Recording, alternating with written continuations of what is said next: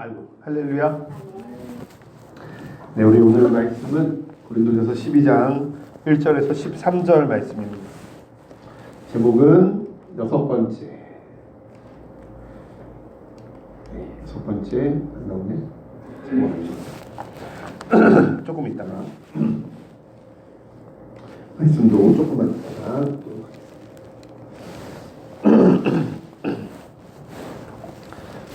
지난번에 배웠던 것들을 이렇게 쭉 살펴보면요, 영광의 구조 세우기. 영광이 무엇인가? 우리가 왜 영광의 구조를 왜 세워야 하는가? 이런 것들에 대해서 나누었었고요. 두 번째, 예배를 통해서 영광의 계시가 우리 가운데 임한다라는 것. 그래서 우리가 왜 예배하는가? 이 예배가 단지 주일날 와서 드리는 예배뿐만 아니라 우리의 모든 예배, 내 개인의 예배, 그 가운데 하나님의 역사가 임한다는 거예요. 그래서 개인의 예배가 회복되지 않으면 하나님의 영광의 임재가 가속화될 수가 없다. 여러분 꼭 개인 예배를 성공하세요. 꼭 개인 예배가 성공해요. 저희는 말씀 한 장을 읽으면서 개인 예배를 드리고 있습니다. 말씀 한 장이 아주 중요합니다. 우리 욥기서를 묵상하는 분들은 아시죠? 욥기서를 묵상하는 분들은 우울증 걸릴 지경인 거예요, 거의. 드디어 욥의 얘기가 끝났어요. 엘리후라는 사람이 처음 얘기를 했어요. 일단 자기 자랑만 하다 끝나긴 했는데, 이제 월요일부터 이제 진짜 엘리후의 이야기가 끝나면 하나님의 이야기가 나와요. 저도 안 읽고 있어요, 일부러. 저한테 기쁨이거든요. 매일매일 말씀이 풀어지는 게 기쁨이거든요. 꼭 말씀 읽으시고 나눠주시면, 읽기만 하고 안 나눠주시는 우리 분들이 많이 있어요. 진수 형제님 같이 읽기도 하고 나누어 주십니다. 세 번째, 우리가 이 새로운 형태의 예배, 새로운 형태라고 말하기 좀 그렇지만 신약교회 형태의 예배, 최초의 로마 교회에 의해서 직제화되고 관례화되고 간습화되고 형식화되기 이전에 그 예배, 우리가 그 예배가 무엇인지를 살펴봤었어요. 그리고 그 예배를 우리가 회복해야 된다. 그 예배의 형태는 무너진 다윗의 장막이 회복되는 것이고, 이방인을 더 이상 괴롭게 하지 말고 율법과 형식과 절차를 강조하지 말라. 그것으로 이방인들을 괴롭게 하지 말라. 그건 유대인들만의 것이라는 거예요. 그리고 나서 회복된 것이, 무너진 다윗의 장막이 회복되었다. 이미 말씀이 성취되었다라고 선포가 되었단 말이에요. 네, 우리의 몸이 거룩한 성전이죠. 우리가 거룩한 성전입니다. 우리 교회가 거룩한 몸입니다. 우리는 성령을 우리 안에 모실 수 있습니다. 모시고 있습니다. 그것이 드러날 것입니다. 그것이 성령의 임재고 그것이 영광의 전제가 될 것입니다. 사도성. 우리가 어딜 가든지 우리는 그리스도의 부름받은 사람으로 살아야 됩니다. 과자를 사러 갔을 때 우리는 돈을 주고 과자를 사는 사람입니다. 그런데 음료수를 사는 사람입니다. 하지만 우리는 음료수를 사는 사람인과 동시에 뭡니까? 그리스도의 복음을 전하는 자. 우리는 학원 원장님인과 동시에 그리스도의 복음을 전하는 자. 우리는 만화를 그리는 자이면서 그리스도의 복음을 전하는 자. 그래서 이게 만화로 복음 전하는 사람들 있죠, 그렇죠? 웹툰으로 이렇게 인기를 얻는 웹툰들도 있고, 아기 엄마이면서 복음을 전하는 자. 백수이면서 복음을 전하는 자. 널 보지 않았어.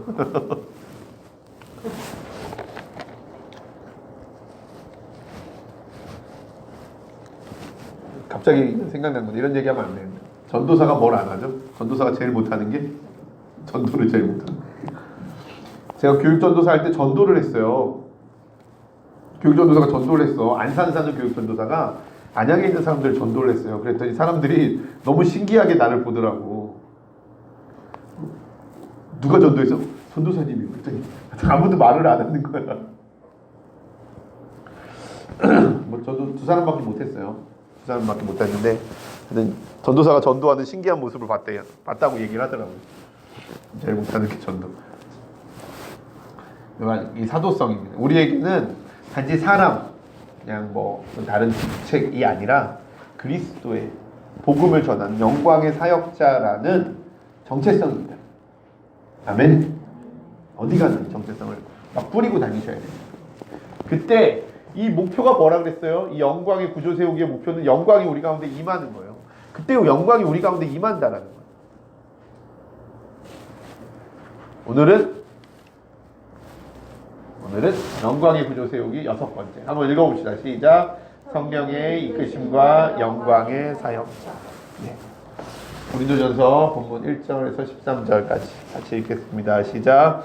형제들아, 신령한 것에 대하여 나는 너희가 알지 못하기를 원하지 아니하노니 그럼 너희도 알거니와 너희가 이방인으로 있을 때에 말 못하는 우상에게로 끄는 그대로 끌려갔느니라. 그러므로 내가 너희에게 알리노니 하나님의 영으로 말하는 자는 누구든지 예수를 저주할 자라 하지 아니하고 성령으로 아니고는 누구든지 예수를 주시라 할 수 없느니라. 은사는 여러 가지나 성령은 같고 직분은 여러 가지나 주는 같으며 또 시작. 또 사역은 여러 가지나 모든 것은 모든 사람 가운데서 이루시는 하나님은 같으니 각 사람에게 성령을 나타내심은 유익하게 하려 하심이라. 어떤 사람에게는 성령으로 말미암아 지혜의 말씀을, 어떤 사람에게는 같은 성령을 따라 지식의 말씀을, 다른 사람에게는 같은 성령으로 믿음을, 어떤 사람에게는 한 성령으로 병 고치는 은사를, 어떤 사람에게는 능력 행함을, 어떤 사람에게는 예언함을, 어떤 사람에게는 영들 분별함을, 다른 사람에게는 각종 방언 말함을, 어떤 사람에게는 방언들 통역함을 주시나니 이 모든 일은 같은 한 성령이 행하사 그의 뜻대로 각 사람에게 나누어 주시는 것이니라. 몸은 하나인데 많은 지체가 있고 몸의 지체가 많으나 한 몸임과 같이 그리스도도 그러하니라. 우리가 유대인이나 헬라인이나 종이나 자유인이나 다 한 성령으로 세례를 받아 한 몸이 되었고 또 다 한 성령을 마시게 하셨느니라. 아멘.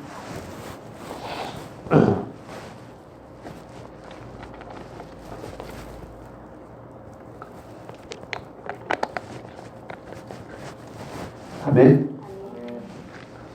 고린도전서 12장, 13장, 14장을 읽으면요, 뭐를 알게 됐냐면 성령이 얼마나 놀라운 분이시고 성령이 어떤 일을 하시는 분이신가를 알게 돼요.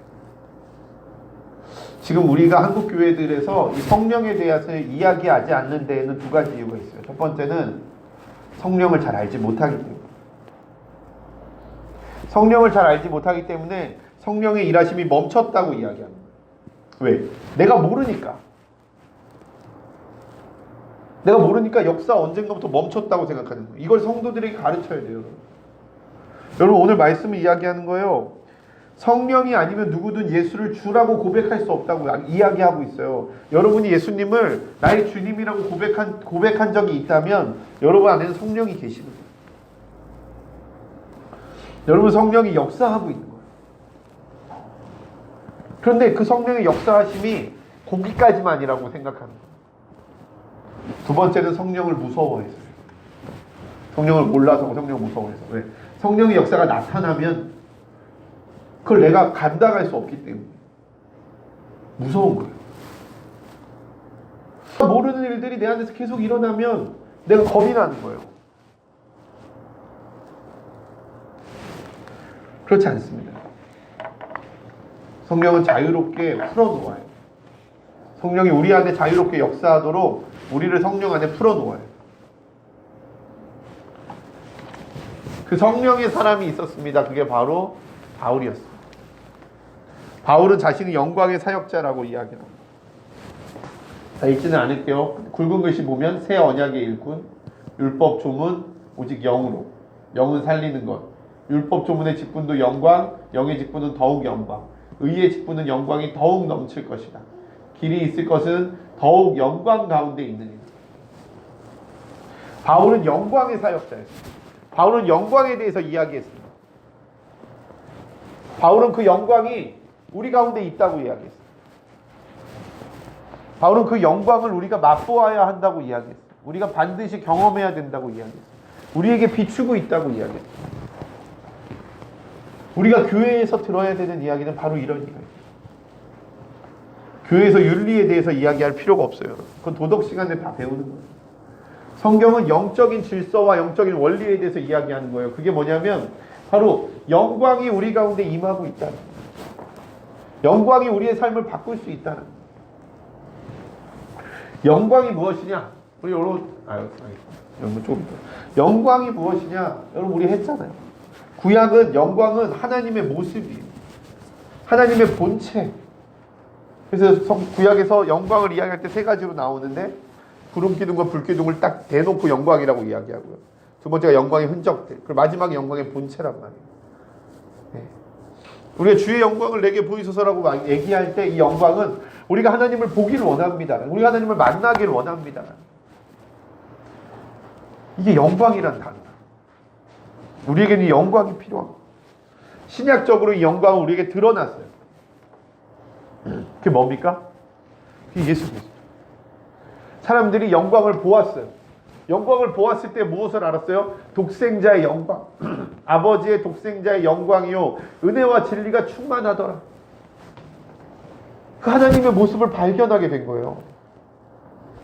근데 왜 우리는 예수 그리스도에 대한 책을 읽고 성경을 읽고 예수 그리스도에 대한 이야기를 하는데 예수 그리스도를 만나지 못할까?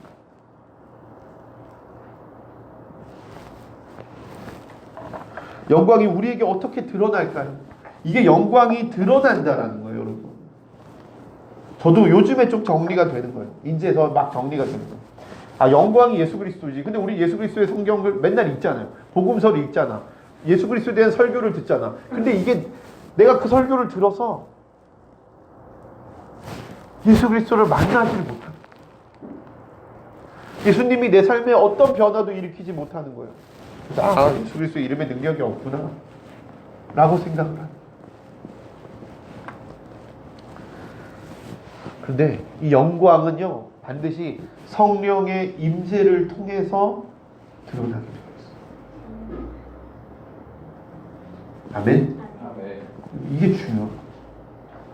성령의 임재를 통해서 영광이 드러나는 거예요. 그냥 예수 그리스도의 이름, 예수 그리스도의 이름이라고 선포했을 때 거기에 능력이 있는 게 아니라 예수 그리스도의 이름을 선포했을 때 내 안에 성령이 충만하면 예수 그리스도 이름이 그 성령을 타고 상대방에게 전해집니다.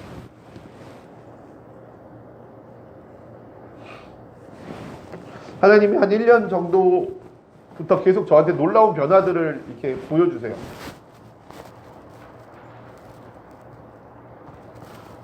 똑같이 10명을 기도를 해줘요. 제가 뭐 절대 현상주의자나 뭐 현상을 대단하다고 얘기하는 거 아니에요. 뭐 제 얘기가 아니라 다른 목사님 얘기를 해보면 우리 캠프회 때 목사님들이 이렇게 기도를 해줘요. 애들이. 똑같은 목사님이 10명의 아이들을 기도를 해줘요. 근데 어떤 아이들은요 기도받다가 쓰러져요.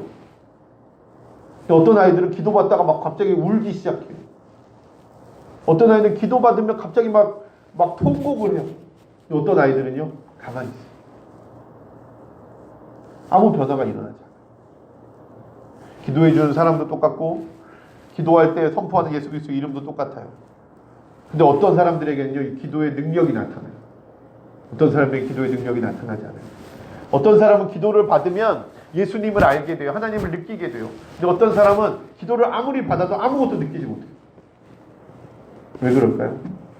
이게 성령의 임재냐 성령의 임재가 있냐 그렇지 않냐의 차이다. 그럼 영광의 사역자는 누구냐? 하나님의 영광을 이 땅에 드러내는 사람. 그 일을 하는 사람. 그 일을 하는 사람. 그냥 예수 그리스도 이름을 전한다고 해서요. 교회 이름 나갑시다. 예수님 믿어야 행복해요 라고 이야기한다고 해서 그 사람이 영광의 사역자가 아니에요. 뭐예요 이 사람은? 하나님의 영광을 이 땅에 드러낼 만한 성령의 충만함과 임재를 가져올 수 있는 사람. 그 사람의 특징은 이렇습니다. 자, 구약의 대표는 모세였어요. 신약은 바울입니다. 그렇죠? 오늘 말씀에 나오는 거예요. 율법 조문의 직분이에요. 율법 조문의 직분. 율법 조문의 직분이 뭐냐면 율법을 가르치는 거예요. 여러분 어렸을 때부터 배웠던 거예요. 예배 시간 떠들면 안 돼. 핸드폰 하면 안 돼. 헌금은 얼마를 해야 돼. 뭐를 해야 돼. 뭐를 해야 돼. 뭐를 해야 돼. 주일 예배 가야 돼. 수요 예배 가야 돼. 이게 형식이에요. 이게 율법이에요. 매뉴얼을 가르치는 거예요. 목사님 설교 들을 땐 조용히 있어야 돼. 질문하면 안 돼. 손 들면 안 돼. 떠들면 안 돼. 떠드는 거 이건 태도적인 거라고 쳐도 설교 시간에 질문하셔도 돼요. 이건 율법이 아니에요. 이게 율법이라는 거예요. 목사님이 하나님 대신이야. 목사님이 하는 말이 토 달면 안 돼. 이런 건 잘못된 거예요, 여러분. 지금 내가 내 거리를 얼마나 지금 강대상에서 깎아먹는지 나도 알고 있어. 근데 아닌 건 아닌 거잖아요. 율법으로 정죄하는 게 목적인 거 아시죠? 이거 지켜, 안 지키면 죄야. 목적이 정죄예요. 저도 율법으로 교육받은 사람이에요. 평생을 율법으로 교육받은 사람이에요. 얼마나 이 안에서 끌어오르는지 몰라요. 예배 시간에 늦어? 혼낼 생각만 해서. 사상의 전환을 한 거죠. 더 배려해주고 더 맛있는 거 사주고 더 잘해줘야 되겠다. 생각의 전환을 한 거예요. 저는 제 율법을 스스로 깨려고 노력하고 있는 거예요. 이것도 율법일 수 있어요. 아예 내가 신경을 안 써야 되는데요. 그럴 수도 있어요. 매뉴얼인 거예요.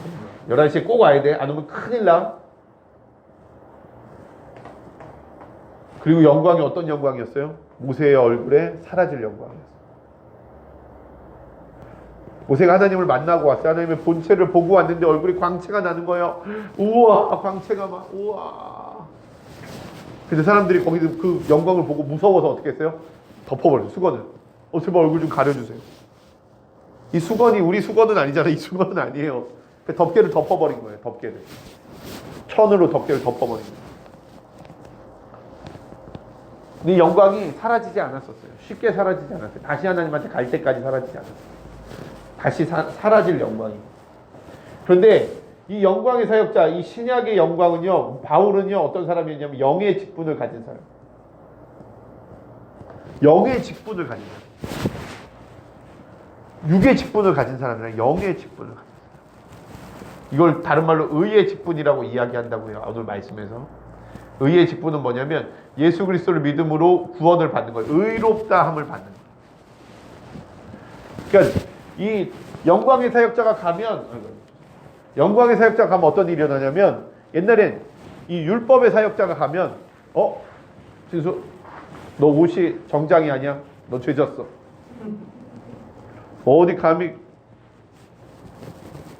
옥수수 수염차를 사람이 죽어요. 정죄받는 거예요. 그런데 영광의 사역자가 가면 기성이 생명이 살아나. 그 사람의 육체가 살아나는 게 아니에요. 그 사람의 영이 살아나. 아멘. 영광의 사역. 진짜 여러분 이 웃자고 하는 얘기가 아니에요.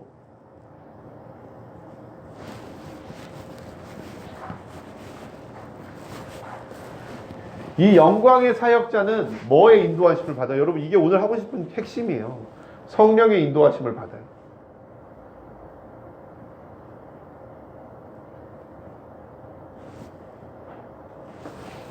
내 생각의 인도하심을 받는 게 아니에요. 매뉴얼의 인도하심을 받는 게 아니에요. 기준의 인도를 받는 게 아니에요. 뭐의 인도를 받아요? 성령의 인도하심을 받는 거예요.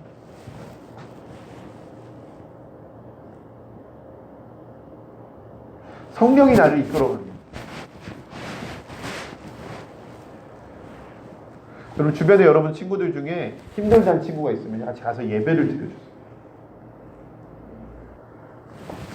자, 넘어가 보겠습니다. 잔소리가 많아지니까. 영광의 사역자는 무엇으로 사역을 할까요? 다 나온 이야기지만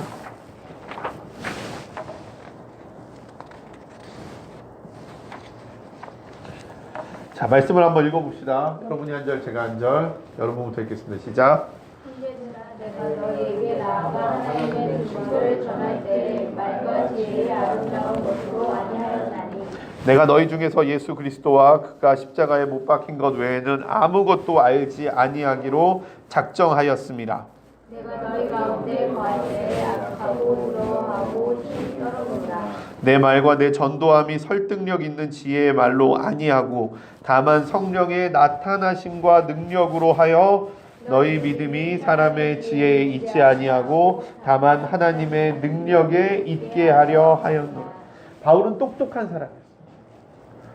바울은 그냥 똑똑한 사람이 아니라 유대인 최고의 학벌인 가말리엘 학파에서 아주 대단한 인지도와 능력을 갖고 있던 사람. 20대 때 스데반을 죽일 때 그 대표자가 바울이었어요. 바울에게는요, 교회를 부술, 사람을 체포할 권한이 있었어요. 저도 휴지 좀만 부탁드립니다. 바울은 그런 권한을 갖고 있었다는, 정치적인 능력까지 갖고 있던 사람이었습니다. 감사합니다. 되게 많은 제자들도 있었어요. 바울이 회심했을 때 제자들이 바울을 살려줬었어요. 그런 바울이 철저하게 실패했던 장소가 있어요. 거기가 바로 아테네라는 거죠. 여기입니다. 제가 찍은 사진입니다.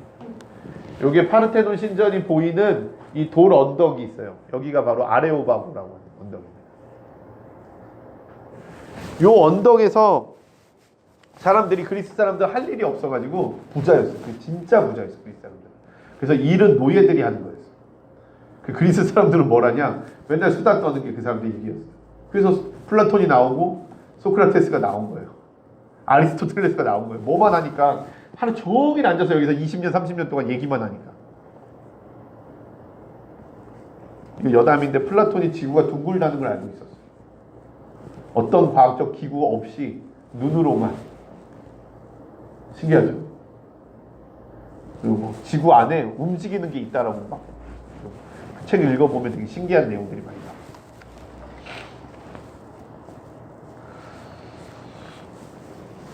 이곳에서 바울이 논쟁을 하는데요. 성경에 보니까 뭐라 그러냐면, 사도행전을 찾아보니까 매일 논쟁을 했대요. 매일 논쟁을 했어요. 그러면서 그 바울의 설교가 나오는데, 야, 니들이 이름도 모르는 신이라고 하고 절하는 게 있지. 그러면서 논리로 막 푸는 거예요. 하나님에 대한 얘기, 예수 그리스도에 대한 이야기를 하는 게 아니라 막 논리를 막 푸는 거예요. 말싸움을 하는 거죠. 궤변을 하는 거예요. 이 언덕에서. 근데 어떻게 되냐면요, 그 아테네 사역이 끝날 때 고작 몇 사람만이 구원을 받았대요. 몇 사람만이 세례를 받았다고요. 바울이 어느 지역에 가면요, 그 지역에 교회가 생겼어요. 이 지역에 가도 교회가 생기고, 이 지역에 가도 교회가 생기고. 그런데 아테네를 갔을 때는요, 그렇지 않았어요. 고작 한두 사람만 구원을 받았다. 이거를 이제 신학적으로 바울의 대실패라고 해요. 아레오바고의 실패라고 이야기를 합니다. 그러고 나서 바울이 간 곳이 고린도예요. 고린도 교회에 보낸 편지잖아요. 이 고린도예요. 그곳에서 바울이 이렇게 이야기하는 거예요.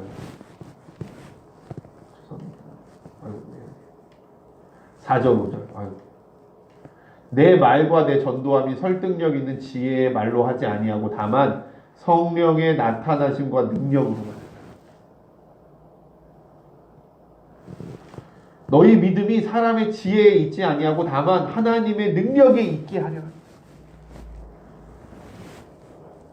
바울이요, 충분히 똑똑한 사람이었어요. 충분히 그리스 철학에 정통한 사람이었어요. 충분히 동양과 이 서양의 문화에 다 탁월한 사람이었어요. 그런데 바울이 고린도 교회에 와서 고백한 게 이거예요. 내 말과 내 전도함이 설득력 있는 지혜의 말로 하지 아니하고 오직 성령의 나타나심과 능력으로만 되는 것이다. 내 말이 아니다. 내 힘이 아니다. 내 궤변이 아니다. 너희 믿음도 마찬가지다. 사람의 지혜 때문에 믿게 되고, 너희의 지식 때문에 믿게 되고, 너희의 어떤 그런 학습 때문에 믿게 되고, 너희의 논리 때문에 믿게 되는 게 아니라 하나님의 능력 때문에 너희가 믿게 됩니다. 아멘? 여러분의 믿음이 어디에 있는지 확인하세요. 여러분이 특별히 성령의 나타나심과 능력으로 영광의 사역자로서의 일을 감당하길 소망합니다. 여러분은 하실 수 있어요. 여러분도 영광의 사역자예요.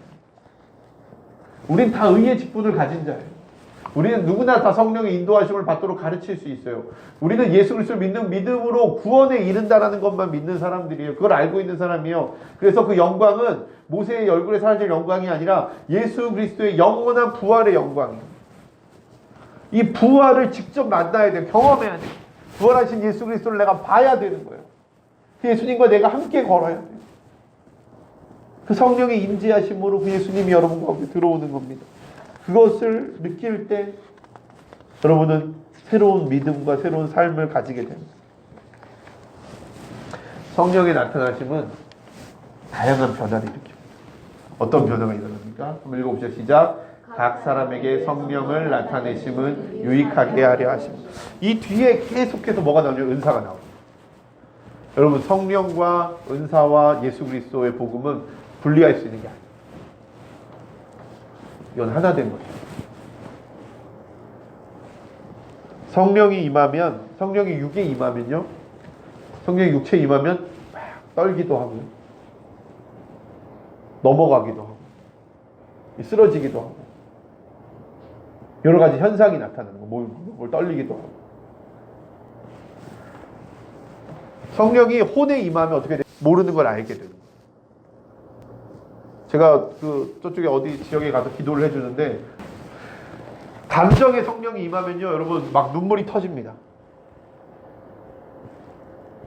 막 감정이 눈이 터지는 거죠. 보통 이제 하나님 처음 만날 때 이런 경험들이 있죠. 수련회 가서 막 기도하다가 막 갑자기 나도 모르게 막 울고 있는데 내가 왜 우는 줄도 모르고 막 울고, 갑자기 막 내 상처들이 막 떠올라서 막 울고, 하나님께서 만지시는 거예요. 성령이 의지에 임하면 하고 싶지 않은 것들을 하게 됩니다. 하고 싶지 않아. 그래서 갑자기 해야 되겠다는 생각이 들면 내가 꼭 해야 되겠다는 생각이 드는 거예요. 이게 성령의 의지에 역사하시는 겁니다. 근데 중요한 건 성령이 우리의 영에 임하는 거예요. 성령이 우리의 영에 임하면 어떻게 되냐면요, 여러분, 하나님을 알게 돼요. 이게 제일 중요한 거예요. 하나님을 알게 돼요. 하나님이 느껴져요. 하나님의 마음이 느껴져요. 진정이제 우리 어렸을 때 우리 애들 붙들고 많이 울었잖아요. 어렵고 힘든 애들 붙들고 기도하면 그 아픔이 느껴져요. 하나님께서 그 아픔을 느끼게 해주세요. 다 성령님이 우리의 지금 영을 만지셔서 그 하나님의 마음을 불려 보내시는 거예요. 그 놈들 붙들고 2시간, 3시간씩 울면서 기도하는 거예요. 밤새 기도하고. 교회도 안 다니는 애들이 막 2시간, 3시간씩 기도하고 막 다 울고 다 쓰러져 있고 막 지쳐가지고 하도 울어서.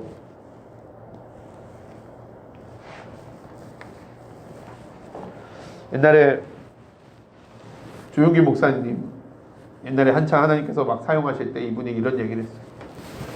성령은 예수 그리스도를 싣고 다니는 구름하다. 이 성령이 아니면 예수 그리스도를 만날 수 없고 깨달을 수 없다. 그냥 예수 그리스도의 이름을 내가 얘기한다고 해서 그 사람이 예수 그리스도의 이름에 정복되는 게 아니고, 그 예수 그리스도의 이름에 능력이 있는 게 아니라 성령이 그 예수 그리스도의 이름을 싣고 우리 가운데 들어와서 우리의 영과 혼과 육을 만질 때에 우리가 예수 그리스도를 만날 수 있게 된다. 성령의 임재는 우리로 하나님을 감각하게 하고 하나님을 깨닫게 하고 연결시키는 거예요. 성령님을, 예수님을 싣고 다녀요. 성령이 우리 가운데 임재할 때 그 성령님이 우리 가운데 예수 그리스도를 이렇게 전해주시는 거예요. 예수님과 우리가 연결이 일어나는 거예요. 그래서 여러분, 성령이 충만한 이 예배를 사모하셔요. 그 여러분의 예배가 성령의 인도하심을 받도록 계속해서 해야 돼요. 느낄 수 있어요, 여러분. 성령님이 뭘 원하는지 느낄 수 있어요. 이 공간에서 무엇을 원하시는지 느낄 수 있어요. 그걸 따라가셔야 돼요. 예수님과의 연결은 성령의 임재 가운데 예수 그리스도의 영광이 내 안에 들어올 때만 일어나는 거예요. 그 영광의 나타남, 영광이 드러남이라고 이야기합니다. 그래서 예수님께서 뭘 구분하셨죠? 경건의 모양과 경건의 능력을 구별하시고 종교인과 신앙인을 구별하시고 겉모습만 반지를 자와 정말 하나님의 임재를 느끼고 경험하는 자를 구별하십니다.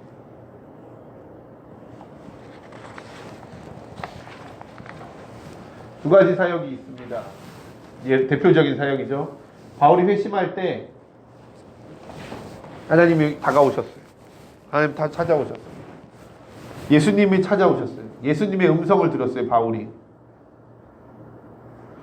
예수님의 음성을 들었어요. 어떤 음성을 들었습니까?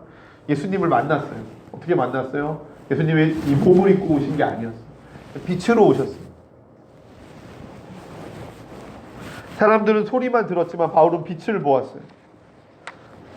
그리고 바울이 집에서 3박 4일 동안 아무것도 먹지 않고 있었을 때 성령님이 아나니아라는 사람을 보내셨어요. 아나니아가 성령에게 순종했을 때 아나니아가 바울에게 갔어요. 아나니아가 성령님께 순종해서 바울에게 기도했을 때 바울의 눈에서 비늘이 떨어지면서 앞을 보게 되었어요. 그리고 바울이 하나님을 만나게 돼요. 베드로가 고넬료의 집에 갔을 때, 여러분 이거 되게 놀라운 사건이에요. 이게 지금 신약과 구약을 관통하는 사건인데 고넬료는 이방인이에요. 근데 하나님을 사랑했어요. 하나님을 사모해서 하나님을 만나고 싶어 했어요. 근데 어떻게 만나는지 몰랐어요. 근데 기도하고 있는데 매일 그냥 기도하고 있는데 하나님이 음성을 들려주셨어요. 뭐라고? 베드로를 초청해라. 무두장이 시몬의 집에 지금 거하고 있는 베드로를 초청해라 그랬어요. 그리고 베드로가 그 순간 베드로에게도 어떤 일이 있었냐면 하나님이 베드로가 기도하고 있는 하나님 환상을 보여주셨어요. 하늘에서 그릇이 내려왔어. 그릇에 보자기를 딱 펼쳤어요. 거기에는 절대 먹으면 안 되는, 율법에서 절대 먹으면 안 된다고 이야기하는 더러운 동물들이 들어있었어요. 하나님 뭐라고 하냐면 먹으라고 했어요. 베드로가 절대 전 먹지 않을 겁니다. 하나님 절대로 전 먹지 않을 겁니다. 왜? 이건 절대로 유대인들이 먹어서는 절대 안 되는 것이기 때문에, 하나님을 믿는 사람들이 먹으면 안 되는 것이기 때문입니다 라고 거절했어요. 하나님이 두 번째 똑같은 걸 보여주셨어요. 먹어라. 또 싫다 그랬어요. 세 번째 또 하나님이 그릇을 내려주셔서 뭐라 그랬냐면 내가 깨끗하다고 말한 걸 네가 더럽다고 얘기하지 마. 먹으라 그래요. 그러고 나서 잠을 깼어요. 근데 그때 고넬료가 보낸 사람이 베드로에게 왔어요. 여러분 유대인은 율법에 이방인과 같이 밥을 먹어도 안 되고요. 같은 공간에 있어서도 안 돼요. 유대인은 이방인을 만나면 안 돼요.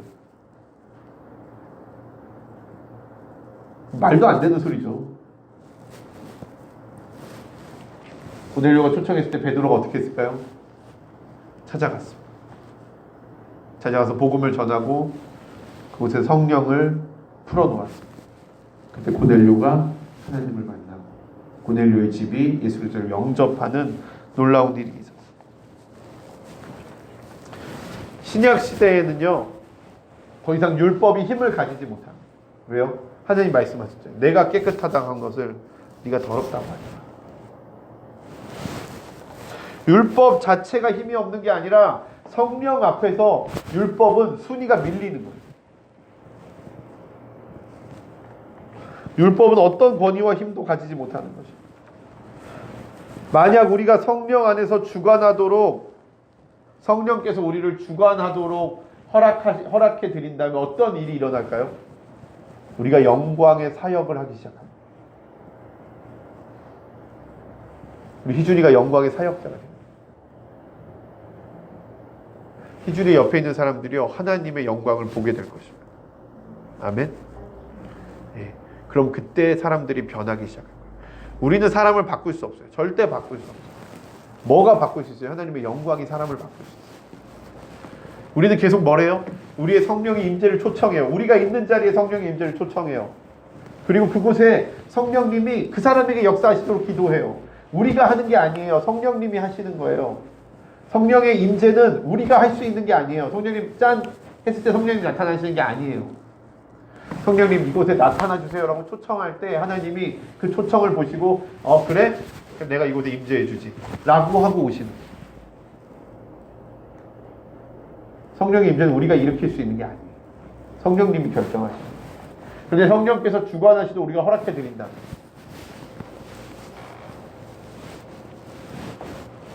성령님이 하시는 음성을 듣고 그대로 행동한다.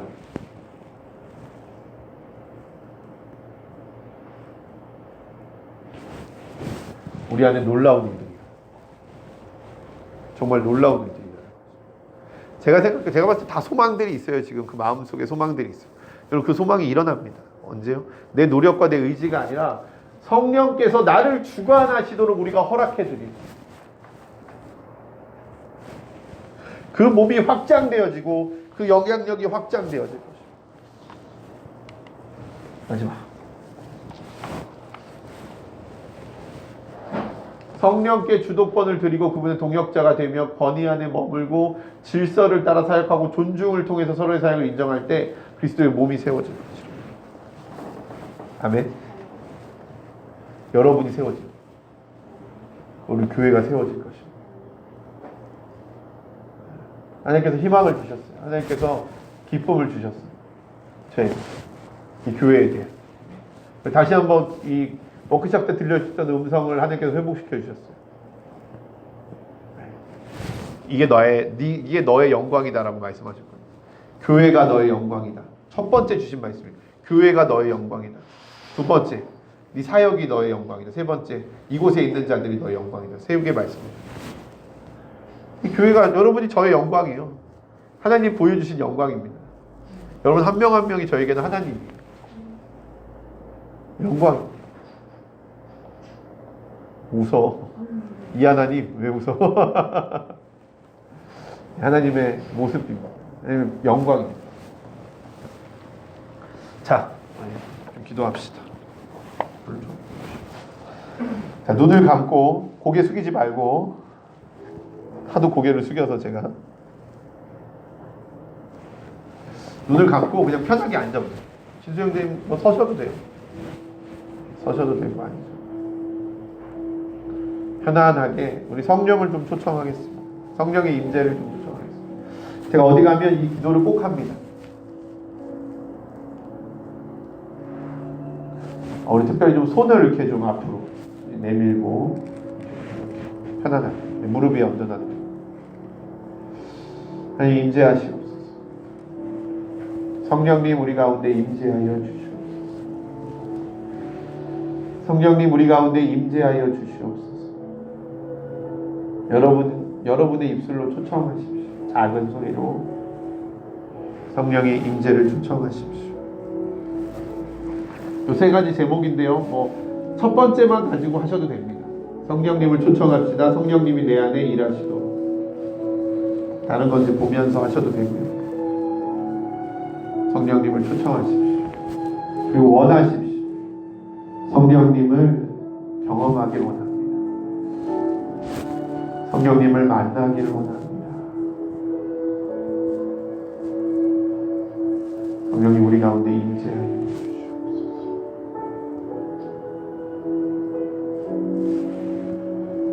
성령님 우리 가운데 임재하여 주시옵소서.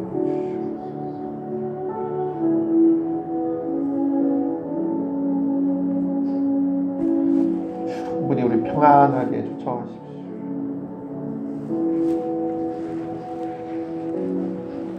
기도하십시오. 성령님을 만나기로 합니다. 성령님이 여러분 안에 역사하시고 계십니다. 성령의 임재는 분명한 증거와 현상이 나타납니다.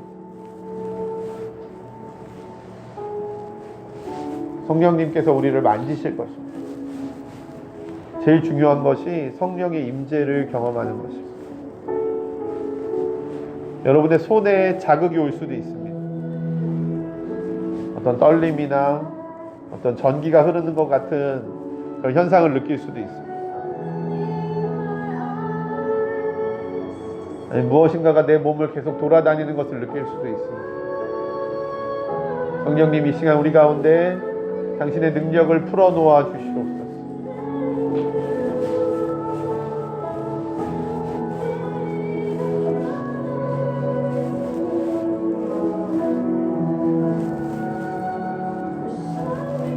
성령님, 성령님,